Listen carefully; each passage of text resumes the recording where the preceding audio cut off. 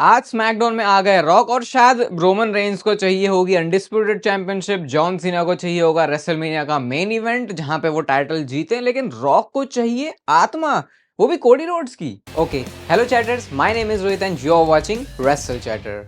तो इस वीडियो में आज बात करने वाले हैं पूरे स्मैकडाउन के शो के बारे में, जहां पर रॉक ने फाइनली अपनी अपीयरेंस करी है। और इस वाले शो के बाद बहुत सारी नजरें थी, क्योंकि या तो मामला यहां से गिर जाना था पूरी तरीके से, या फिर रेसलमेनिया की हाइप के लिए पूरा ऊपर चले जाना था। सारी चीजों के बारे में बिल्कुल डिटेल में बात करेंगे। मेरे को शो कैसा लगा, क्या शो की रेटिंग है, और मेरे को क्या फील हो रहा है ये रॉक ने आके आज जो कोडी रोड्स के सामने ना सिर्फ एक प्रोमो कट किया, बल्कि स्टोरी लाइन को डिफरेंट ही वो डायरेक्शन में लेके गए हैं। तो उसके लिए आप बस इस वीडियो को लाइक कर देना। सबसे पहले हमको शो की स्टार्टिंग में ये पता चल गया था भैया कि जो 6 मैन टैग टीम मैच है वो शो से निकाला जा चुका है। जो मैंने आपको कल वाली वीडियो में बताया था, वो निक ऑल्डिस की वीडियो भी डब्ल्यूडब्ल्यू ने रिमूव करवा दी थी। और यही बात कोडी रोड्स जाके पूछते, भाई क्या सीन चल रहा है? तो निक ऑल्डिस कहते हैं मेरे कंट्रोल में नहीं है। कोडी रोड्स कहते हैं तेरे कंट्रोल में नहीं है, तो जनरल मैनेजर है। तो उनको बताया जाता है कि यह फाइनल बॉस से आ रहा है और आज फाइनल बॉस कोडी रोड्स तुझे रिंग के बीचों बीच मिलना चाहता है। तो ये करके डब्ल्यूडब्ल्यू ने पहले से ही बिल्कुल सीन और माहौल बना दिया था कि रॉक आज तो कुछ ऐसी बात करने वाला है जो कि शायद कोडी रोड्स को पसंद नहीं आने वाली है। कुछ तो ये स्टोरी लाइन से रिलेटेड है,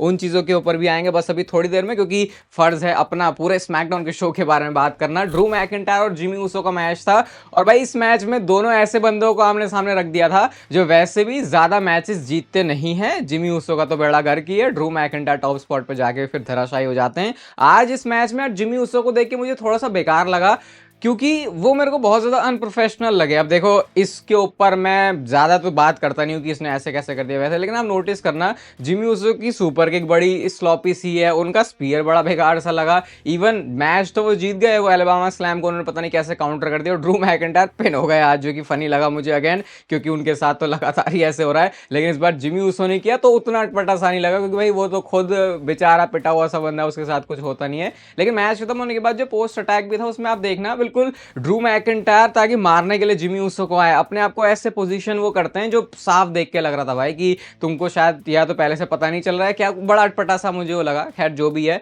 मैच तो वो हार गए, लेकिन मैच के बाद उन्होंने क्लेमोर भी मारी है, और वो क्लेमोर वाला स्पॉट भी बड़ा है। मतलब पता है हमको सब कुछ स्टोरी लाइन है, स्टोरी के हिसाब से होता है, लेकिन वो बिल्कुल ऑब्वियस सा दिख रहा है कि अच्छा वैसे होने वाला है। बिल्कुल ऐसा होता है ना कि भाई प्रोफेशनल से वैसी वाली कुछ वाइब नहीं है मुझे। ये पूरा ही ऊपर से लेकर नीचे तक मैच के बाद वो जो पोस्ट अटैक भी था उसके बारे में। तो जो भी है, अब जिमी ऊसो ने पिन तो कर दिया ड्रू मैकिंटायर को। सोचो किसी को फर्क ही नहीं पड़ रहा कि जिमी ऊसो ब्लड लाइन का बंदा है और ड्रू मैकिंटायर की ब्लड लाइन से कोई दुश्मनी है। इतना ज्यादा अलग जिमी ऊसो फील होते हैं जैसे कि उनको कभी कोई ना बचाने आएगा, ना वो बंदा पिट रहा है कि जीत रहा है। उससे ब्लड लाइन के किसी भी मेंबर को कोई फर्क पड़ता है या उसको कोई लेना देना है उससे, चाहे वो जे ऊसो हो, चाहे वो रोमन रेंस हो, या आप अपनी बुरी वाली ब्लड लाइन की बात कर लो। अब तो इसके बाद शो पर हमको बैक स्टेज से Solo Sikoa and Jacob Fatu Tama Tonga ये भी दिखते हैं। और भाई ये क्या दिन आ गए, सोलो सिकोवा को एक्सप्लेन करना पड़ रहा है कि जो हुआ वो एक एक्सीडेंट था। तो जेकब फाटू पता क्या बोलते, कहते हैं हाँ पता है मुझे, अगर एक्सीडेंट ना होता ना तो शायद तो यार खड़ा ही ना होता। ऐसा जेकब फाटू भाई मुंह पे सोलो सिकोवा के बोल रहे हैं। अब तो मुझे बुरा सा फील हो रहा है भाई सोलो सिकोवा के लिए। कहाँ बंदा एक बार अपने आप को उला फाला लेके ओटीसी ओरिजिनल ट्राइबल चीफ खुद को बता रहा था, लेकिन अब उनके क्या दिन आ गए। कहते हैं कि आज मैं तुम्हारे साथ कॉर्नर पे खड़े रहने वाला हूं जो तुम्हारा टैग टीम मैच है। जेकब फाटू ने उल्टा बोल दे, कह रहे अबे चल बे, हम तो इतना टाइम से स्मैकडाउन चला रहे हैं, तू मेरे साथ आएगा और हम टैग टीम मैच में करेंगे। सोलो सिकोवा भी बेइज्जती तो हो गई, तो ऐसा होता नहीं कि बेइज्जती को कवर करने के लिए हम उसी बेइज्जती में शामिल हो जाते हैं कि फिर ऐसा ना लगे कि बेइज्जती हो रही है। तो सोलो सिकोवा कहता है अरे यही तो मुझे पसंद है तेरे में, इसलिए तो आई लव यू जेकब फाटू, वो फिर से बोल देता है इसलिए मैं तुझे प्यार करता हूँ। तो थोड़ा सा बेचारा, थोड़ा सा नहीं बहुत ज्यादा बेचारा सा लग रहा है सोलो सिकोवा। ऐसा लग रहा है कि अब उसके हाथ में कोई पावर नहीं है, तो जेकब फाटू जो बोल रहा है, जो कर रहा है, वही बात माननी पड़ रही है सोलो सिकोवा को। इसके बाद बैक स्टेज से एक बहुत ज्यादा फनी सेगमेंट आया था आर-ट्रूथ का, जहां पे आर-ट्रूथ और कार्मेलो हेज होते, उसके बाद मिस भी आ जाते हैं। तो मेलो डोंट मिस करके जो बोलते हैं उसको मिस बनाने की कोशिश कर रहे हैं, मेलो डोंट मिस। और आर-ट्रूथ ने भी उसमें तड़का मारा भाई बैक स्टेज से आके। भाई वो तो हमेशा एक फनी कैरेक्टर है और आपको बहुत ज्यादा ऑर्गेनिक भी लगती है हमेशा आर-ट्रूथ की कॉमेंट्री, ये उनको स्पेशल बनाता है। इसके बाद टैग टीम मैच था, ये Miz and Carmelo Hayes versus R Truth, और साथ में वो एले नाइट को लेके आ गए थे। तो ये टैग टीम मैच उन्होंने बनाया, यू कैन नॉट सी मी। चलो आज तो मार दिया आर-ट्रूथ ने, बाकी एंड में फर्स्ट 48 और स्कल क्रशिंग फिनाले का थोड़ा सा ऐसे कुछ फ्यूजन सा बना के उन्होंने फिनिशर सब मारा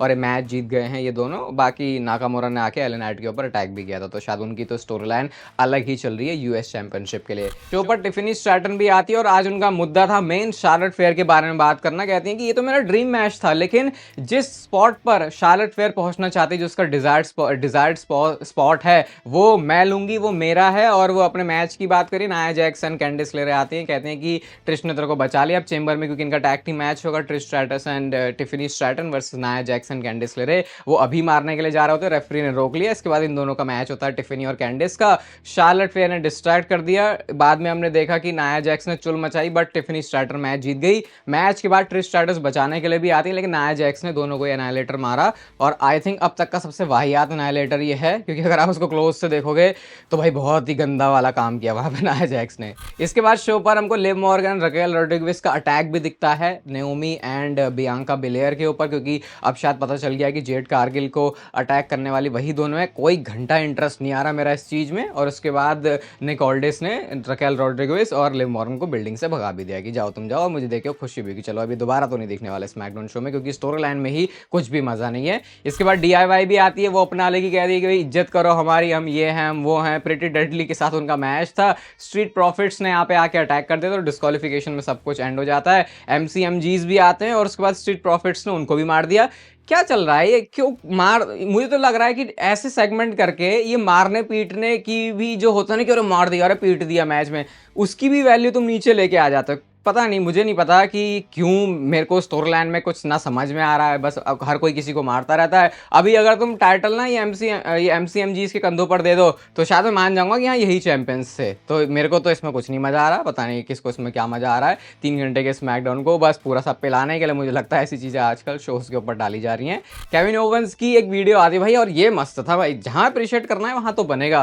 केविन ओवेंस कहते हैं कि तू मुझे हर्ट करना चाहता है, मतलब तू मेरी फैमिली को परेशान करना चाहता है, तू अपनी फैमिली का भी तो सोच ले। और भाई साहब केविन ओवेंस सैमी ज़ेन के घर के बाहर ही खड़े हुए थे, और वहां पे वो अपनी उनकी वाइफ है, उनकी बच्ची है, उनको वहीं से वो फिल्म कर रहे, रिकॉर्ड कर रहे। इतना ज्यादा क्रीपी लगा रहा है। ऑब्वियसली स्टोरी लाइन में बिल्कुल एब्सोल्यूट परफेक्ट सेंस बना रहा था, क्योंकि केविन ओवेंस कहते हैं अपनी फैमिली के बारे में भी तो सोच ले, तू कितना ज्यादा सेल्फिश है, और अब जो मैं करने वाला हूं तेरे साथ एलिमिनेशन चेंबर में, ये सारी की सारी तेरी गलती होगी। और जिस तरीके से केविन ओवेंस ने ये बात बोली है ना, बंदा होता नहीं सरफिरा हो चुका है, उस टाइप का पूरे केविन ओवेंस यहाँ पे लगेंगे। तो भाई इसमें तो मेरे को पूरा फील आ रहा है। मतलब एक बार को शायद अगर किसी को लगा भी होगा कि यार केविन ओवेंस और सैमी ज़ेन फिर से इसको दोबारा कर रहे हैं, जिस तरीके से स्टोरी को बढ़ा रहे हैं ना आगे, मतलब इसमें तो मैं मान नहीं सकता कि कैसे किसी को अब इंटरेस्ट नहीं आएगा, क्योंकि ये अब एक सिर्फ Kevin Owens versus Sami Zayn का कोई सिंगल्स मैच नहीं रह गया, बल्कि इसको इतना ज़्यादा इन्होंने पर्सनल बना दिया कि एक दूसरे की जान के पीछे ये पड़े हुए हैं। लिटरली ऐसा स्टोरी लाइन में पता लग रहा है, और उसको आप फील भी कर सकते हो। तो इसके लिए तो भाई पूरा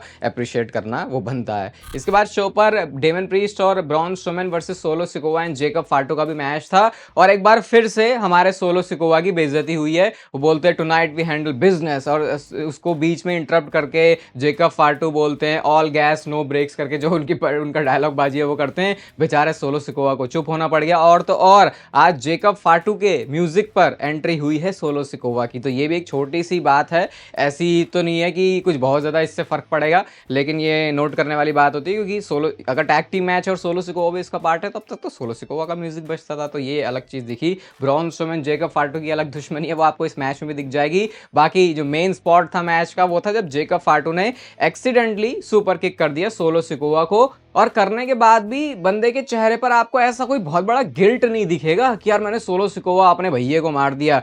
ऐसा लगा कि सही है, मतलब क्या हो गया अगर लग भी गया, मैं कौन सा डरता हूं इससे। तो वैसी वाली पूरी वाइब आ रही थी जेकब फाटू को देख के। ब्रॉन स्ट्रोमैन ने एक साथ बाहर जेकब फाटू टामा टोंगा दोनों को अनाउंसर डेस्क के ऊपर उड़ा दिया, और साउथ ऑफ हेवन फिनिशर खाया सोलो सिकोवा ने, और आज सोलो सिकोवा पिन हो चुके हैं। अब देखो यहाँ पे एक थोड़ी सी प्रॉब्लम लगी मुझे कि चलो अब सोलो सिकोवा का थोड़ा सा डाउनफॉल दिखा रहे हैं, क्योंकि जेकब फाटू को ऊपर दिखाना चाहते हैं, और स्टोरी लाइन के हिसाब से वो आई थिंक सही भी है। लेकिन फिर यार अभी कुछ टाइम पहले सोलो सिकोवा भी तो पिन कर रहे थे रोमन रेंस को, कोडी रोड्स को, तो अगर कोई बंदा एक पॉइंट पे इतना तगड़ा दिखता है तो फिर ऐसे इतना बेकार कैसे दिख जाता है। मुझे लगता है कि वो एक कंसिस्टेंसी किसी के कैरेक्टर के साथ बड़ी मुश्किल से आ पा रही है ट्रिपल एच के टाइम पे, क्योंकि आई थिंक जितना मैं समझता हूँ अगर विंस मैकमैन ये होते, अगर उसने किसी एक बंदे के पीछे ध्यान दे दिया तो बस फिर वो फील भी होगा, वो उसको कंटिन्यू भी करते। तो ये मुझे थोड़ा सा अटपटा लगा। अब क्या, जब वो ऐसा नहीं कि डेविन प्रीस्ट कोई बिल्कुल ही लल्लू आदमी है तो मैं कह रहा हूँ कि यार डेविन प्रीस्ट से कैसे पिन हो गया, किसी से भी पिन होने की मैं यहाँ पे बात कर रहा हूँ, तो थोड़ा सा वो अटपटा सा लगा मुझे और पिन हो गए। उसके बाद मैच भी हार गए और देन फिर वो सेलिब्रिटी कर रहे हैं एंड में। तो ये था शो का मेन इवेंट। लेकिन अब बात करते हैं शो की सबसे बड़ी हाईलाइट की, जो कि ऑब्वियसली मेन इवेंट तो नहीं है, लेकिन मैं चाह रहा था अच्छे से टाइम लेके इसके बारे में बात करूं। और आज स्मैकडाउन में आए हैं फाइनल बॉस द रॉक। सबसे पहले रॉक की एंट्री होती है और उनके म्यूजिक के साथ कुछ तो लोचा हो चुका है, और वो लोचा पहले तो मुझे लगा गलती से हुआ है, लेकिन बाद में पता चला कि नहीं, वो गलती से नहीं हुआ, वो ट्रिब्यूट लिल वेन को दे रहे थे, हिप हॉप से कुछ इंस्पायर्ड वो थे। और हाँ, चैनल पर इसके बाद भी एक वीडियो आने वाली है, वो तो बिल्कुल भी मिस मत करना, ये स्टोरी लाइन प्रोग्रेशन से रिलेटेड कुछ बहुत तगड़ी चीज़ है वहाँ पे। तो रॉक आते हैं और उसके बाद सबसे पहले रॉक का मैं बिहेवियर नोटिस कर रहा था, कैसा फील हो रहा है बंदा, हील है, फेस है, बड़े अच्छे से बात कर रहे हैं, मतलब क्राउड के साथ भी ऑब्वियसली रिएक्शन तो उनको तगड़ा मिलना ही था। एक बंदे का फोन भी गिर जाता है तो पूरा घूम के आते हैं रॉक और उसको पकड़ा दिया उन्होंने फोन की, ले भाई तो अपना फोन ले। तो इससे पता चल गया था कि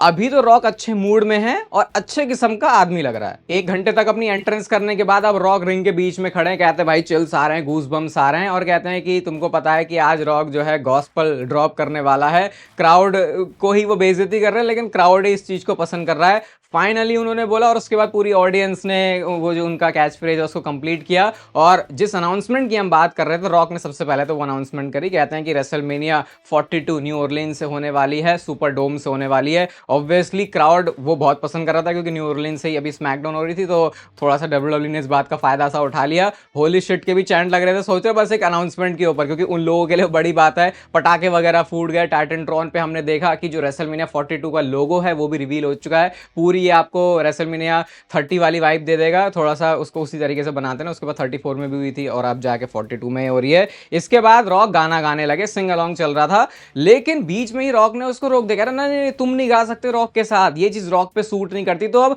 कैरेक्टर स्विच होने लगा उनका, कि अब तक तो बंदे ने अनाउंसमेंट करके उसको साइड लगा दिया, अब ये अपने मेन बिजनेस मेन मुद्दे पे आ रहा है, जिससे हम लोगों को लेना देना है। ट्रेलर पार्क ट्रैश वाला उन्होंने अपना जो डायलॉग है वो ड्रॉप किया, अब लोगों ने यहां से रॉक को बू करना शुरू कर दिया है। और मैं तो यही बोलूंगा भाई, कुछ तो मास्टर क्लास है रॉक की, जिस तरीके से वो अपने एक प्रोमो में कुछ लाइन बोलते हैं, लोग उसको बाय कर लेते हैं, उसको कहते हैं कि हाँ भाई मान लेते हैं, एंड देन जब वो कैरेक्टर स्विच करते हैं तो ऐसा नहीं लगता कि अब ये बंदा क्या बोल रहा है, अब ये बंदा क्या बोल रहा है। और अगेन ये वही बंदा बोल रहा है जिसने पिछले ऑलमोस्ट 1 महीने से पूरी रॉक की बजाई पड़ी है कि बंदे धोखाबाज है, दगाबाज है। क्या स्टिल मैं वो बात बोलूंगा, लेट्स सी अभी आगे क्या रॉक बातें बोलते हैं। उसके बाद रॉक कहते हैं कि WrestleMania news was not the only gift. यहां पे अब रॉक कुछ और बातें बोलने आया है, मैं किसी को कॉल आउट करने के लिए आया हूं यहां पे। कहते हैं मैं उस बंदे को बुलाऊंगा जिसकी मैं रिस्पेक्ट करता हूं, जिसको मैं एडमायर करता हूं, द वन एंड ओनली करके उन्होंने बोला। और उसके बाद कोडी रोड्स को वो इंट्रोड्यूस करते हैं, कोडी रोड्स भी आते हैं, पूरी उनकी एंट्रेंस हो रही है। उस टाइम पे मैं रॉक के एक्सप्रेशन ही देख रहा था कि कैसा फील हो रहा है इसको कोडी रोड्स को देख के, क्योंकि उससे पता चल जाता है कि क्या कहने वाला। बिल्कुल मजे से रॉक कोने में ऐसे हाथ पे हाथ ऐसे बांध के खड़े हुए हैं, बिल्कुल उसी स्टाइल में जिस तरीके से वो रोमन रेंस के लिए खड़े थे। उसके बाद पूरी उनकी शाही एंट्रेंस होती है। सबसे पहले ही रॉक एंड कोडी रोड्स ने रिंग के बीचों बीच एक दूसरे को हक कर लिया। तो इतना तो क्लियर था कि जिस तरीके से रॉक ने आके रॉ नेटफ्लिक्स में बोला था कि भाई हमारी तो दोस्ती हो चुकी है, उस चीज को तो फिलहाल ये शायद कंटिन्यू रखने की कोशिश कर रहे हैं। कोडी रोड्स के चैंट लगते हैं, तो ये चैंट रॉक ने भी सुने, कहते हैं हाँ भाई सुन के अच्छा लग रहा है ना, कितना बढ़िया फील होता है जब लोग तुम्हारे बारे में ऐसा जो है चैंट करते हैं। और कहते हैं कि लास्ट ईयर रेसलमेनिया से हम दोनों अब अच्छे दोस्त बन चुके हैं। और कहते हैं लास्ट टाइम जब हम साथ में थे, हम रॉ नेटफ्लिक्स में थे और मैंने तो बताया कि कैसे भाई तू कंपनी को कैरी कर रहा है, और सही में उन सारी बातों को मैं मीन करता हूं। तो वो जो थोड़ी बहुत भी पॉसिबिलिटी लग रही थी कि शायद कोडी रोड्स के साथ कुछ दुश्मनी या दगाबाजी या ट्रैप में फंसाने की कोशिश की थी रॉक ने पहले, अब उसकी पॉसिबिलिटी तो यहां पे एंड होती हुई लग रही थी। उसके बाद कहते हैं कि भाई हमने साथ में दारू वारू भी पी है, लेकिन मैंने तुझे कॉल आउट किया यहां पे कुछ बहुत इंपॉर्टेंट बात बताने के लिए, तू एक ग्रेट चैंपियन है। और वो ये भी बताते हैं फैक्ट भी कि अब तो मामा रोड्स और मामा रॉक दोनों आपस में भी दोस्त बन चुके हैं। उन्होंने एक फोटो शेयर करी जो कि रेसलमेनिया 40 के बाद की थी, जहां पे दोनों की जो मम्मियां हैं वो खुश हैं। रॉक यहाँ पे ये बात भी बताते हैं कि फाइनल बॉस जो है बोर्ड ऑफ डायरेक्टर्स का पार्ट है, अब वो टीकेओ पे बैठता है और टीकेओ डब्ल्यूडब्ल्यू को ओन करता है। एरी मैनुअल वो बंदा है जो कि सब कुछ ओन करता है। और जब मैंने उससे बोला कि यार तेरा तो सब कुछ है, तो फिर उसने मुझे बोला कि नहीं तेरा सब कुछ है। तो एक तरीके से अपनी वो पावर बता रहे थे यहाँ पे कि जो बंदा सब कुछ ओन करता है वो कैसे मुझे बहुत ज्यादा वैल्यू करता है। मैं मोस्ट पावरफुल बंदा हूं और मैं तुझे भी इसी लेवल पे देखना चाहता हूं, मैं तुझे ग्रेट चैंपियन बनते हुए देखना चाहता हूं। I want you to be my champion. ये बात रॉक ने बोली है, तो ये डेफिनेटली बता रही थी कि कुछ तो एक प्रपोजल है, कुछ तो एक ऑफर है जो कि रॉक कोडी रोड्स को दे रहे हैं। अब जैसे ही ये बात कोडी रोड्स ने सुनी, पहले से ही वो कंफ्यूज थे और ज्यादा उनके चेहरे पर कंफ्यूजन आ गई। कहते हैं कि यार पता है तुमको कि मैं लोगों का चैंपियन हूं, आई एम देयर चैंपियन, और मैं तो एक्सपेक्ट भी नहीं कर रहा था कि हम दोनों बंदे के बीच में जो है ऐसी दोस्ती, ऐसी यारी होने वाली है। तो रॉक कहते हैं हाँ हाँ भैया, तू उनका चैंपियन है, मुझे पता है, लेकिन मैं किसी और चीज के बारे में बात कर रहा हूं, मैं इस टाइटल से बड़ी चीज के बारे में बात कर रहा हूं। मैं जानता हूं कि तू जो सारा इंजॉयमेंट है, जो जॉय है, वो लोगों के लिए लेके आता है, लेकिन चल एक बात बता, तेरे इंस्टाग्राम पे कितने फॉलोवर्स हैं? अच्छे फॉलोवर्स होंगे, रॉक के हैं 500 मिलियन, और यही चीज रॉक चाहता है कि कोडी रोड्स तेरे साथ भी हो। मैं चाहता हूं कि तू वो सारी चीजें एक्सपीरियंस करे जो कि मैंने करी है। तू चैंपियन तो बन गया है, लेकिन आगे भी तेरे बहुत सारे सपने होंगे। वो सारे सपने अगर तुझे पूरे करने हैं, अपने बच्चों के, अपनी वाइफ के, अपने बच्चों के भी बच्चों के, इवन जब हम क्लाउड में ऊपर पहुंच जाएंगे, यानी कि हम निकल लेंगे उस दुनिया से, उसके बाद भी सपने पूरे होंगे। मैं लकी बंदा हूं, तू लकी बंदा है, हम दोनों लकी हैं। और ऐसे बीच में ना पता नहीं किसी ने कुछ तो ऑडियंस में से बोल दिया था, तो रॉक ने तुरंत गुस्से में आके उस बंदे को शांत भी किया, उसे शट अप भी किया। तो अपने कैरेक्टर से वो बिल्कुल बाहर नहीं निकल रहे थे। कहते हैं कि एक चीज जो कि मैं सबसे ज्यादा चाहता हूं वो है कि मेरा भी एक भाई हो, और वो चीज मैं तेरे अंदर देखता हूं। तो एकदम से एक बात दूसरी तीसरी, मतलब इस तरीके से रॉक जंप कर रहे थे कि आप भी कंफ्यूज हो जाओगे कि बंदा भी कहना क्या चाह रहा है। ये इसको बोल रहा है कि तू मेरा चैंपियन बन जा, फिर कह रहा है कि मुझे एक भाई की जरूरत है, तुझे मैं एडमायर करता हूं, रिस्पेक्ट करता हूं, लेकिन आगे फिर उन्होंने कुछ अलग ही बात बोल दी। कहते हैं लास्ट ईयर जब मैं आया था रेसलमेनिया में, तो मुझे अपने कजिन से मैच चाहिए था, लेकिन तूने सारे जो बंदे उनको बोला एफ एफ बॉम्ब, उन्होंने यहाँ पर ड्रॉप किया, वो मैच उसकी वजह से कैंसिल हो गया। और उसके बाद तूने एक ऐसी चीज करी जिससे कोई बंदा इतनी इजीली तो बच नहीं सकता, तूने मुझे थप्पड़ मारा है। अब देखो एकदम से नहीं सारे माहौल और चेंज हो रहा है। अभी बंदा बोल रहा है कि तू मेरा भैया बन जा, तू मेरा चैंपियन बन जा, फिर कह रहे हैं कि मुझे एक मैच चाहिए था, वो तू नहीं कर पाया, वो तेरी वजह से नहीं हुआ, और फिर बोल रहे हैं कि हर कोई बंदा इतनी इजीली बच नहीं सकता। फिर उन्होंने कुछ और बोल दिया, कहते हैं लेकिन तू कोडी रोड्स है, इसीलिए तो तू स्पेशल है, इसीलिए तो मैं चाहता हूं कि तू मेरा चैंपियन बने, मैं तुझे यहां से उठा के यहां लेके चला जाऊंगा, ऐसा रॉक ने बोला। आगे वो कहते हैं हमारे जो पिताजी हैं वो भी दोस्त थे, और मुझे पता है ये बड़ा आंसर हो सकता है तेरे को देने के लिए, तो तू टाइम ले ले, मैं अभी तेरे से इसका जवाब नहीं चाहता। I will meet you in Elimination Chamber. Toronto में मिलने की बात कर दी है भैया रॉक ने कोडी रोड्स को, कि अभी तो इस बात का शायद जवाब नहीं दे सकता। मुझे लगा शायद हो गया, रॉक का इतना ही था, बट उसके बाद वो इशारा करके बोलते हैं मुझे ये चीज चाहिए। कोडी रोड्स फिर से कंफ्यूज्ड हैं। कोडी रोड्स का तो अब चेहरा देखना, वो बंदे ने भाई एक्टिंग बहुत जबरदस्त की, यहाँ पे जो एक्सप्रेशन है बहुत कमाल कहते हैं कोडी रोड्स के। कहते हैं अच्छा ये सब इस टाइटल के लिए था, तो रॉक कहते हैं नहीं नहीं तू गलत समझ रहा है, I don't want that, I want your soul. ये बड़ी ही डीप लाइन बोल दी है रॉक ने कि वो चाह रहे हैं कि मुझे कोडी रोड्स की आत्मा ही चाहिए। अब क्या इस चीज से हम ये समझें कि रॉक चाहते हैं कि वो कोडी रोड्स को पूरी तरीके से कंट्रोल करे, क्योंकि बंदा ऑलरेडी चैंपियन है, तो मे बी शायद जो रॉक के खुद का ग्रेटर गोल है उसकी तरफ वो बढ़ना चाहता है। उन्होंने आराम से कोडी रोड्स की गर्दन पे ऐसे हाथ रखा और कहते हैं I will see you in Toronto Elimination Chamber. Date वगैरह उन्होंने सब कुछ बता दी। वो वहां से जाते हैं, रैंप पर खड़े होते हैं, उसके बाद उन्होंने अपने जो ग्लासेस हैं उनको भी निकाला और सिर्फ वो कोडी रोड्स को एक लुक दे रहे थे, जहां पर कोडी रोड्स हैं पूरी पूरी पूरी तरीके से कंफ्यूज। जब देखो मैंने आपको एक बात बोली थी कि या तो यहां पे ऐसा होगा कि जो भी रॉक करने वाले हैं वो बिल्कुल रेसलमेनिया की अनाउंसमेंट होगी और भाई बिल्कुल बेकार कचरा सब कुछ गालियां बकनी चाहिए यहां पे, लेकिन दूसरी चीज उनका कोई रेसलमेनिया 41 से लिंक है। तो अब ना तो ये सिर्फ ये वाली चीज हुई है आज, और ना तो सिर्फ ये वाली चीज हुई है, इन्होंने कुछ मिड में करने की कोशिश करी है। क्लियरली यहां से अगर आप अभी देखोगे तो इतना तो कंफर्म है कि रॉक अभी भी एक्टिवली WWE की स्टोरी लाइन का पार्ट है